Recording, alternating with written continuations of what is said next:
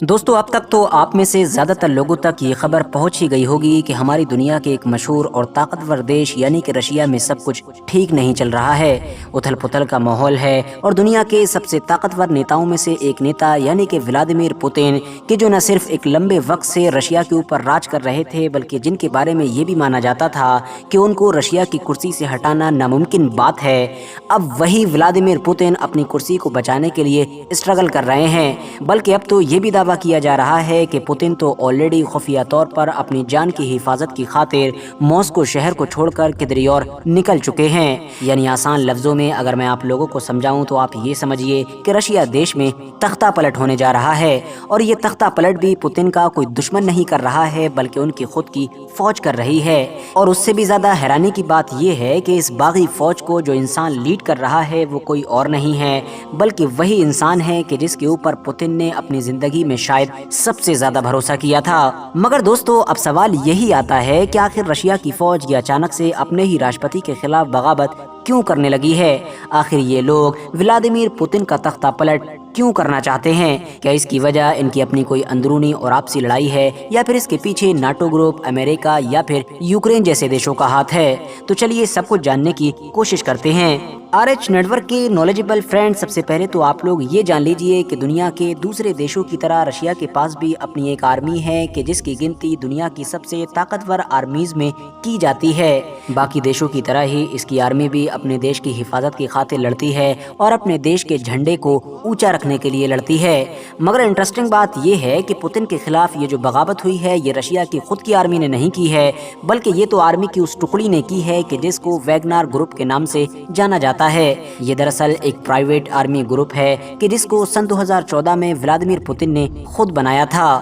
Interesting بات یہ ہے کہ جہاں ایک طرف رشیا کی خود کی آرمی اپنے دیش کی حفاظت کی خاطر لڑتی ہے اور اپنے دیش کے جھنڈے کے مان کے لیے لڑتی ہے تو وہیں دوسری طرف اس ویگنر گروپ کی آرمی کا ان سب چیزوں سے کوئی لینا دینا نہیں ہے بلکہ یہ تو ایز اے بزنس ہی کام کرتی ہے، یعنی اس کے سینکوں کو ان کی منہ مانگی رقم دو اور اس کے بعد ان کو جنگ کے میدان میں اتار دو۔ سن 2014 میں جب یہ پرائیویٹ آرمی تیار کی گئی تھی تو ولادیمیر پوتن کی طرف سے اس انسان کو اس فوج کا ہیڈ بنایا گیا تھا۔ یاد رہے کہ پریگوزن نام کے اس انسان کی گنتی ولادیمیر پوتن کے سب سے زیادہ بھروسے مند لوگوں میں کی جاتی ہے۔ پوتن اس انسان پر کتنا زیادہ بھروسہ کرتے تھے اس چیز کا اندازہ آپ لوگ صرف اس بات سے لگا سکتے ہیں کہ اپنی زندگی میں ایک لمبے وقت تک پوتن نے اسی انسان کے ہاتھ کا بنا ہوا کھانا کھایا ہے، باوجود اس کے کہ ہم سبھی جانتے ہیں کہ جس پوزیشن پر پوتن بیٹھے ہوئے ہیں اور جس طرح سے پوری دنیا میں ان کے بے شمار دشمن ہیں، ایسے حالات میں کھانے میں زہر ملانے کا اندیشہ ہمیشہ بنا رہتا ہے۔ مگر ایسے حالات میں بھی پوتن ایک لمبے وقت تک اس انسان کے ہاتھ کا بنا ہوا کھانا کھایا کرتے تھے۔ صرف پوتن ہی نہیں بلکہ یہ انسان تو دنیا کے الگ الگ دیشوں کے ان پردھان منتریوں اور راشٹرپتیوں کو بھی کھانا کھلا چکا ہے کہ جو وقت وقت پر رشیا کا دورہ کیا کرتے تھے۔ آج کے دور میں بھلے ہی اس انسان کی گنتی رشیا کے سب سے طاقتور اور امیر لوگوں میں کی جاتی ہو مگر ایک دور وہ بھی تھا کہ جب اس انسان کے پاس نہ تو طاقت تھی اور نہ ہی دولت ہوا کرتی تھی۔ مگر ہاں، شروعاتی دنوں میں ہی اس انسان کی دوستی ولادیمیر پوتن کے ساتھ ہو گئی تھی۔ پوتن نے جیسے جیسے راجنیتک سیڑھیوں کو چڑھنا شروع کیا، یعنی راجنیتی میں آگے بڑھنا شروع کیا، ویسے ویسے یہ انسان بزنس میں آگے بڑھتا گیا۔ اس انسان کا فوڈ کا بیاپار ہوا کرتا تھا۔ اس انسان نے اپنے ایک کے بعد ایک کئی ریسٹورینٹ کھولے اور اس کے بعد جب پوتن ایک طاقتور نیتا بن گئے تو ان کی وجہ سے اب اس انسان کا بزنس بھی دھیرے دھیرے رشیا کی راجنیتی میں گھسنے لگا تھا، یعنی اس کو سرکاری ٹھیکے ملنا شروع ہو چکے تھے۔ کبھی تو کسی بڑی پارٹی کا ٹھیکہ ملتا تھا تو کبھی کسی بڑے ایونٹ کے کھانے کا ٹھیکہ ملتا تھا، اور اس طرح سے یہ انسان رشیا کی راجنیتی میں اچھی طرح سے پاؤں جما چکا تھا اور پھر ایک وقت پر پوتن کا اپنا پرسنل شیف بھی بن چکا تھا۔ فی الحال اگر واپس آئیں پریگوزن کی اپنی پرائیویٹ آرمی پر تو میں آپ کو بتا دوں کہ جب سن 2014 میں اس کو بنایا گیا تھا تو اس میں صرف 200 ہی لوگ شامل تھے۔ وقت دھیرے دھیرے گزرتا گیا مگر اس میں کبھی زیادہ لوگوں کی بھرتیاں نہیں کی گئی تھیں، حالانکہ اس چھوٹی سی فوج نے بھی الگ الگ جنگوں میں حصہ لیا تھا۔ پھر وقت آیا جب یوکرین اور رشیا وار کا، اور اچانک سے رشیا کو جب ضرورت محسوس ہوئی اور اس کو یہ پتا چلا کہ اب اس کی جو مین آرمی है वो यूक्रेन का लंबे वक्त तक मुकाबला नहीं कर पाएगी। तो इसीलिए फाइनली अब ये जो प्राइवेट आर्मी थी इसमें ज़्यादा से ज़्यादा लोगों की भर्तियां करना शुरू की गई और आज इस आर्मी में लगभग 50,000 के करीब सैनिक मौजूद हैं। हैरानी की बात तो ये है कि जनरल आर्मी की तरह इसमें कोई आम लोग भर्ती नहीं होते हैं, बल्कि इसमें तो मजदूर, बॉडी बिल्डर और कैदी और बहुत सारे क्रिमिनल और न जाने किस किस तरह के लोग शामिल होते हैं। क्योंकि जाहिर है जो इंसान भी हट्टा कट्टा और तगड़ा महसूस होता है और वो पैसों के लिए लड़ने के लिए तैयार होता है और उसके पास लड़ने का तजर्बा होता है या फिर उसके पास लड़ने की ताकत होती है, तो उसको ये लोग फौरन अपनी फौज में शामिल कर लेते हैं। यही वजह है कि एक्सपर्ट्स ये भी दावा करते हैं कि इस प्राइवेट फौज का एक सैनिक दूसरी फौजों के कई कई सैनिकों पर अकेला भारी है, क्योंकि इसके सैनिक बहुत ज्यादा खतरनाक हैं। वो किसी भी चीज की परवाह नहीं करते हैं और कोई भी कदम उठाने से पहले ज्यादा कोई सोच विचार नहीं करते हैं। रशिया यूक्रेन वॉर के पर्सपेक्टिव से भी अगर देखा जाए तो इस बात में कोई शक नहीं है कि वैगनर आर्मी ग्रुप ने एक बड़ा किरदार प्ले किया है। अगर ये ग्रुप रशिया की तरफ से ना लड़ता तो अनडाउटेडली नाटो की मदद मिल जाने के बाद यूक्रेन न सिर्फ रशिया से अपनी हिफाजत करने में कामयाब हो जाता, बल्कि वो शायद रशिया के ऊपर बढ़त भी बना सकता था। मगर इस ग्रुप ने पूरी दुनिया को हैरान करते हुए उन इलाकों को जीता कि जिसमें रशिया की फौज एक लंबे वक्त से हिलगी हुई थी। बाय द वे, पहले जो भी हुआ हो, मगर अब हालात बदल चुके हैं और रशिया को बहुत सारी कामयाबी दिलवाने वाली अब ये प्राइवेट आर्मी खुद रशिया के ही पीछे पड़ गई है। इन लोगों ने अपनी तोपों और बंदूकों का रुख यूक्रेन से हटाकर मॉस्को यानी कि रशिया की राजधानी की तरफ मोड़ दिया है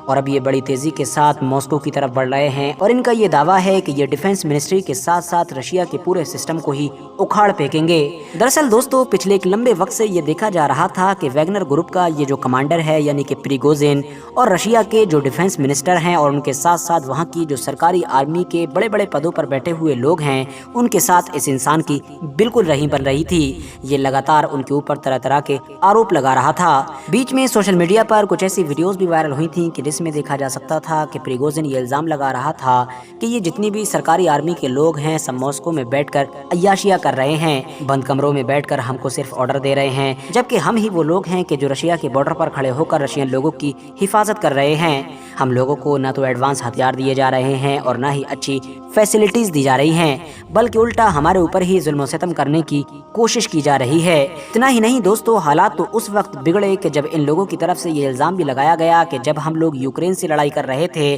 तभी अचानक से ही रशिया की जो सरकारी आर्मी है उसके ही कुछ लड़ाकू विमानों ने आकर हमारे ऊपर ही बॉम्ब बरसाना शुरू कर दिए, जिसकी वजह से हमारे कुछ लोगों की मौत भी हो गई। और इसी गुस्से में ही इन लोगों ने अब अचानक से यूक्रेन को छोड़कर मॉस्को की तरफ ही बढ़ना शुरू कर दिया। 24 जून को पूरे ही दिन दुनिया के लगभग ज्यादातर लोगों की नज़र रशिया के इस हालात पर ही बनी रही और लोग बार बार इससे रिलेटेड अपडेट लेते रहे। जैसे जैसे वैगनर आर्मी आगे बढ़ रही थी वैसे वैसे नए नए शहरों पर इनके कब्जा होने की खबरें भी आ रही थी और बार बार ये बताया जा रहा था कि अब ये लोग राजधानी से इतना दूर रह गए हैं। दूसरी तरफ रशिया के राष्ट्रपति यानी कि व्लादिमीर पुतिन ने भी अपने देश को संबोधित किया और अपने संबोधन में राष्ट्रपति ने वैगनर ग्रुप या उसके कमांडर का नाम तो नहीं लिया, मगर हाँ इस चीज को गद्दारी बताया और उन्होंने इशारों में ये कहा कि कुछ लोग अपने ही देश के खिलाफ हथियार उठा रहे हैं यानी कि लड़ रहे हैं, ऐसे लोगों को नहीं बख्शा जाएगा और ये बिल्कुल ऐसा ही है जैसा हमारे कोई पीठ में छुरा घोंप रहा हो। हालात कितने ज्यादा बिगड़ गए थे इस चीज का अंदाजा इस बात से लगाया जा सकता है कि न सिर्फ पुतिन ने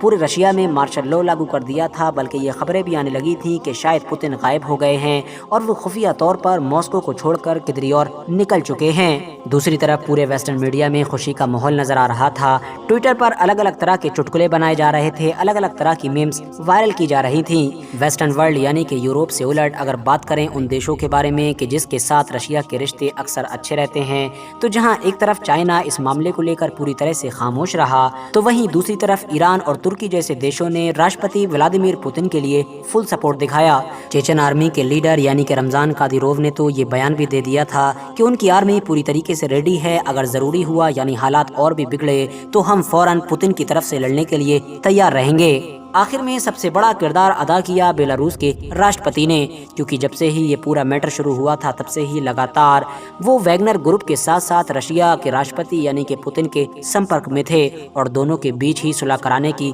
कोशिश कर रहे थे और आखिर में वो इस मामले में कामयाब भी हो गए, क्योंकि 24 जून की रात होते ही ये खबरें आना भी शुरू हो गई थी कि अब वैगनर ग्रुप के कमांडर यानी कि प्रिगोजिन ने अपनी फौज को वापस भेजने का ऐलान कर दिया है और उसने एक बार फिर से मॉस्को से अपने रुख को यूक्रेन की सीमा की तरफ मोड़ दिया है और देखते ही देखते उसकी वो सारी आर्मी एक बार फिर से रशिया के बाहर यानी कि यूक्रेन की तरफ जाने लगी। और ये सब कुछ बताया जा रहा है कि बेलारूस के राष्ट्रपति की कोशिशों के बाद ही मुमकिन हो पाया है। फिलहाल वैगनर ग्रुप के कमांडर और व्लादिमीर पुतिन के बीच ये समझौता कैसे हुआ है, इन दोनों के बीच क्या क्या डील हुई है, इन सब चीज़ों को लेकर खुलासे नहीं हुए हैं। आज की अपनी वीडियो को हम यहीं पर ख़त्म करते हैं। वीडियो पसंद आने पर न सिर्फ वीडियो को लाइक करें बल्कि अपने फ्रेंड्स के साथ भी ज़रूर शेयर करें और इसी तरह की नॉलेजेबल और हिस्टोरिकल वीडियोस हमेशा देखने के लिए हमारे इस चैनल को सब्सक्राइब करने के साथ साथ बेल आइकन को भी ज़रूर प्रेस करें।